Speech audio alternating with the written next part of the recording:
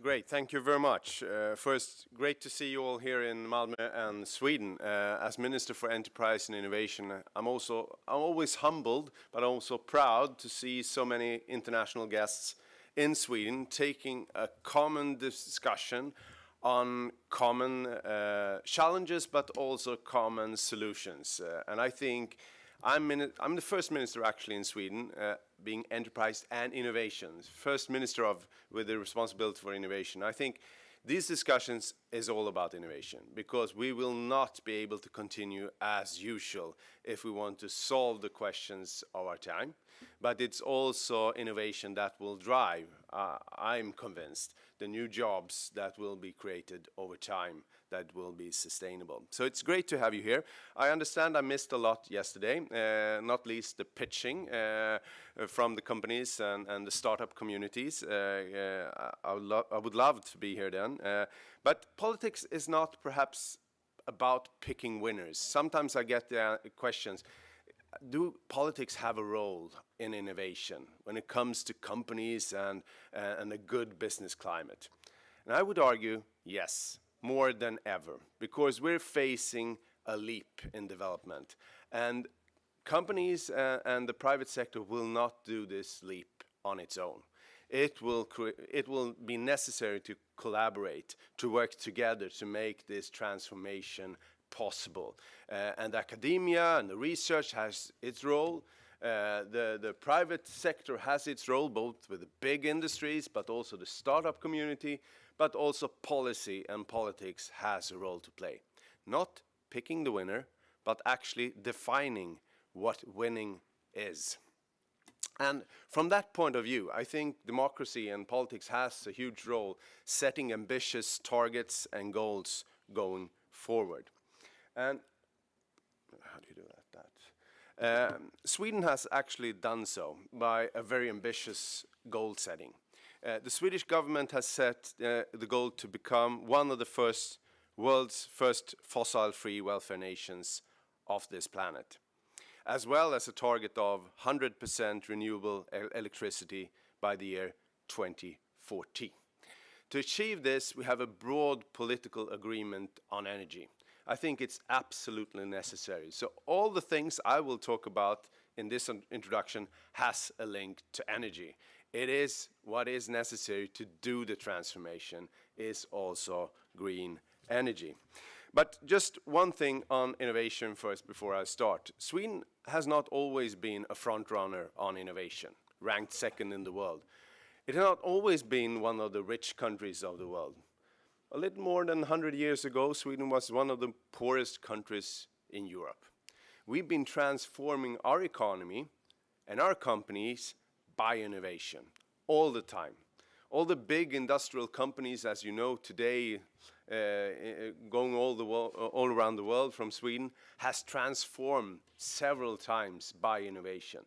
And it's only by innovation that they have been able to adapt to change on market, to stay a step before, to create the new markets of the world. And I think companies and countries that will lead the development on sustainability will have the biggest business opportunities in the world. Actually, I was in Washington with the Prime Minister and met President Trump. It was interesting. He said one very important thing about Sweden, actually. He said, Sweden is small but sharp. I actually like that. We're small. We know that we cannot do this transformation alone. Actually, when I go abroad, I usually say that 99.98% of the customers of the world lives outside of Sweden. So our companies will have to have their focus on the rest of the world. But it's also by being in the forefront, Sweden can lead by example, showing it is actually possible to do innovation and transform our economy in a sustainable way. I think people around the world look for good examples and look for hope in this age of time. So I think this is an important lesson. We're small and we want to stay sharp in the world. The government has set out an innovation policy trying to both work with startups and from bottom-up, new ideas that we haven't thought of, but we've also defined some of the societal challenges that we need to find important answers to. We've defined 5 innovation partnership programs together with academia, with industry, and with society, try to solve some of the questions of our time. A connected industry and new materials, the first one. Life sciences to create a society with better health, with an aging population. Smart cities, both in Sweden and abroad. We know that urbanization will continue to change the world. So many of the sustainable issues will have their solutions in cities and smart cities of the future. Circular and bio-based economy. You know, Sweden, 70% of Sweden is forests. We have actually a sustainable product that can be used in so many ways, more than is used today. We can actually take out oil and use forests for creating the products of, for fuel, for plastics, for housing, for almost anything that is made of oil today can be used of sustainable forestry. And that is a huge advantage for Sweden, of course. The next generation travel and transports is the 5th area. You know, and I will talk about it a bit more now. Because out of these 5 programs, we now work together with industries and with academia to try to push the frontiers, to look at projects that actually will change, both by innovation but also have the possibility to change the world. I'll give a few examples. When it comes to transport, you know, Sweden has big transportation companies, like the Volvo cars, the Scania, the Volvo trucks. So it is a big industry in Sweden. But we see this industry is transforming rapidly. So for us, it's both maintaining industry jobs, but also facing some of the biggest challenge for CO2 emissions in Sweden. 1/3 of the CO2 emissions from Sweden in Sweden comes from the transportation sector. So we absolutely have to transform this sector. So now we're working on electromobility. We're working together with industry to be in the forefront of development of electric cars and vehicles in Sweden. A huge joint effort. We're working on electric roads. Actually, the first electric road in the world was set up in Sweden. Now we're testing 5 different techniques on electrifying roads in Sweden. And we're now trying to find partnership with Germany, with France, other countries that have a big industries in Europe in this field to actually push this development forward. Very important to electrify. And battery production. Fast going forward, the battery production, Northvolt wanting to set up the biggest battery production facility in Europe, in Sweden. The first stage has already started building in Västerås, and now they're continuing in Skellefteå. The second part is biofuel. We have to use forests for us to actually transform also big transportations in Sweden. So we have a lot of collaboration on biofuels, and we also have a European fight on biofuels and bioenergy, because Europe don't see always that forestry can be made sustainable. Actually, the Swedish forest is double the size today than it was 100 years ago. Not many European countries can show that results. And we're taking a lot more out of forests. So if we can use this sustainable product in a smart way, we have a key also sustainability and a growing economy, with jobs all over Sweden being created at the same time. The third example is actually biofuel for aviation. We're going into a big collaboration now with researchers, but also with private enterprises in trying to look at, could we use forest production also for biofuels for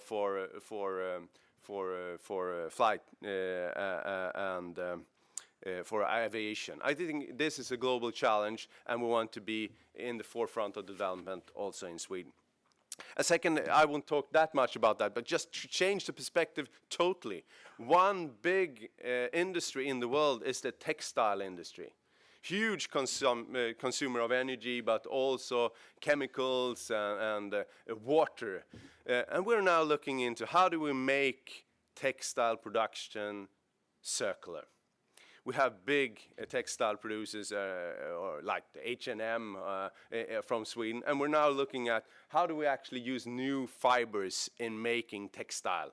also perhaps using forests, but also looking at new ways of reusing, recycling materials in the textile industry and using less energy doing it going forward. A huge efforts that we're making on this field that could have an impact in Sweden, but also around the world. I think it's important to see that more, also this kind of industry will have to transform to make it happen. The third and the last example I'm very proud of is actually a traditional industry like the steel industry in Sweden has decided to be fossil free. That's impressive. Not all steel industry companies in the world have that ambition.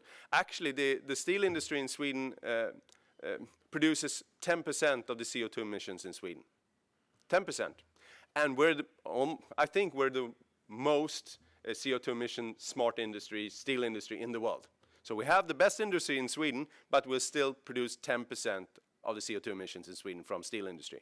Because of the process of making steel. You need coal in the process of making steel.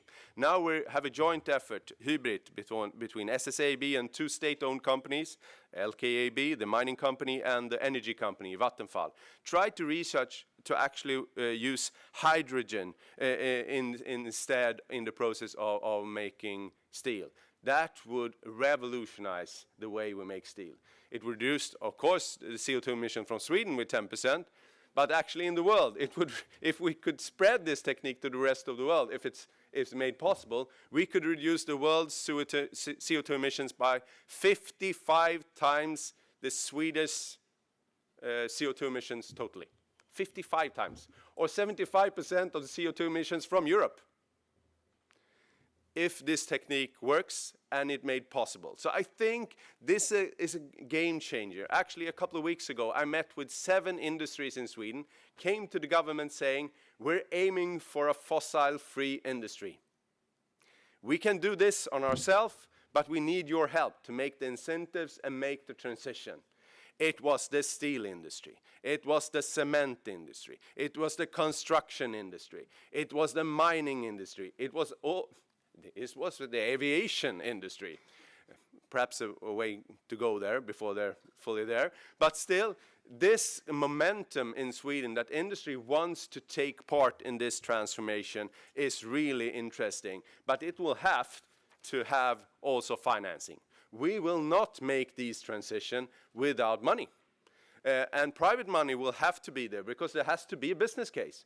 But it is also true to say that the first movers have to have some kind of incentives because it's hard to make a new steel production without coal. It's never been done before.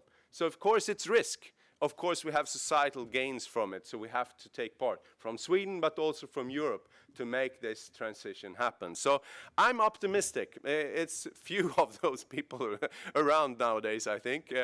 Many people see threats and obstacles, but I actually see a huge part of possibilities. I'm convinced that those countries, those continents, and those companies that lead the way to this kind of new economy will have an increased interest around the world. So we're back to where we started in energy, because almost all these innovations or transformation requires energy.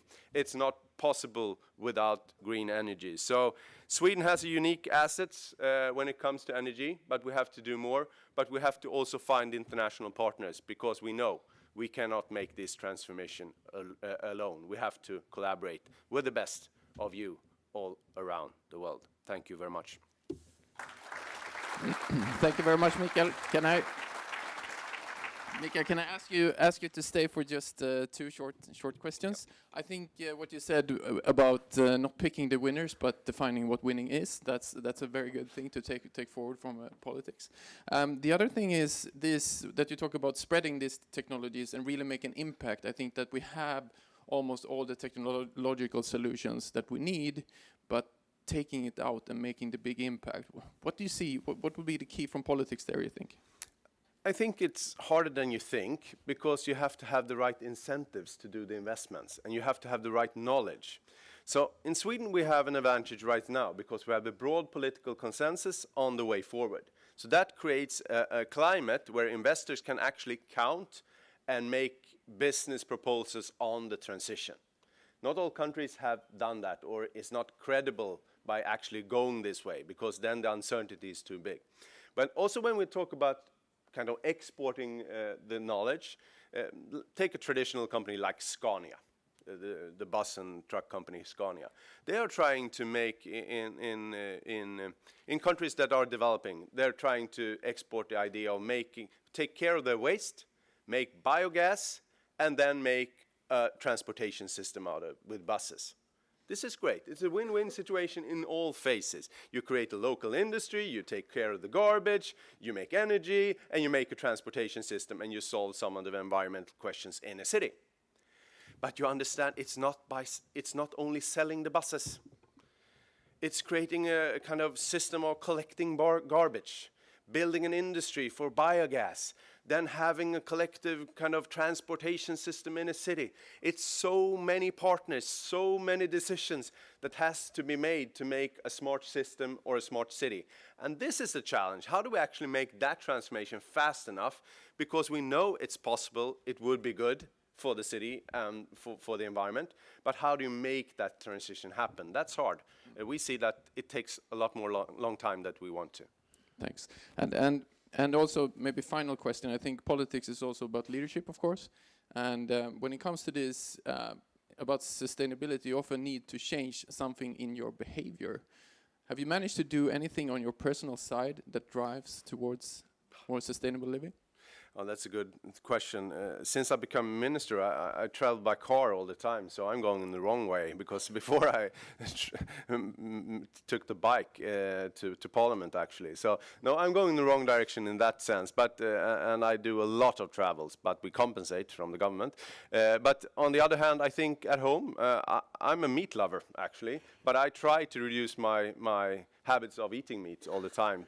I think my young generation daughters actually influencing me a lot on that. So I'm trying, but it's hard to change behaviors. I don't know if it's with you, but it's hard for me. So I think you have to also have a positive way forward. I don't believe on the kind of everything goes to hell scenarios will transform people. I think hope will transform people, and it's the kind of story of Sweden that we've actually been transforming our economy, creating growth and jobs during the time we reduced the CO2 emissions.